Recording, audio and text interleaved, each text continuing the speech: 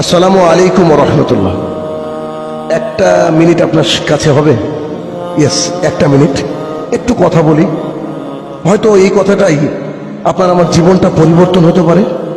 ধরুন, যারা আমার এখন এই মুহূর্তে ভিডিওটি দেখছেন, যার যা বয়স হতে পারে 20 অথবা 30 অথবা 40 অথবা 60, যদি আমাদের এই টোটাল লাইফটা মানে আমরা আমাদের আজকের যে বয়স, এই বয়সটা যদি কেউ একজন ডিরেক্টর এসে একটা ছোট্ট সিনেমা তৈরি করে 15 মিনিটের অথবা 8 ঘন্টার আমাদের টোটাল লাইফটা, তাহলে এই সিনেমাটা কি আপনি আমি সবাই বাড়ির পরিবার নিয়ে দেখতে পারবো?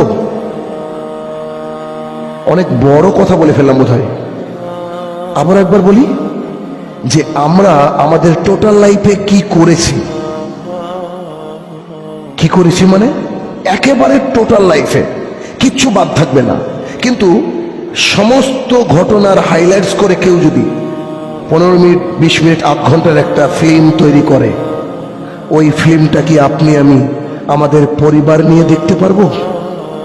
জীবনে কত কুকীর্তিতে জড়িয়েছিলাম, জীবনে কত নোংরামির সাথে জড়িয়েছিলাম, কত অশ্লীলতা বেহাপনার সঙ্গে জড়িয়েছিলাম।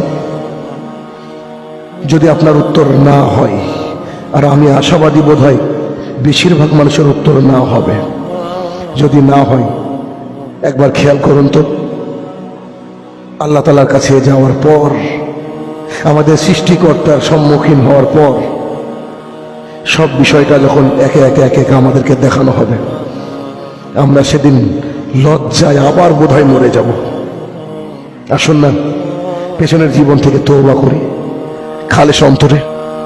আল্লাহ তাআলা সবাইকে বুঝদান করুক সঠিক। আমিন। আসসালামু আলাইকুম ওয়া রাহমাতুল্লাহি ওয়া বারাকাতুহু।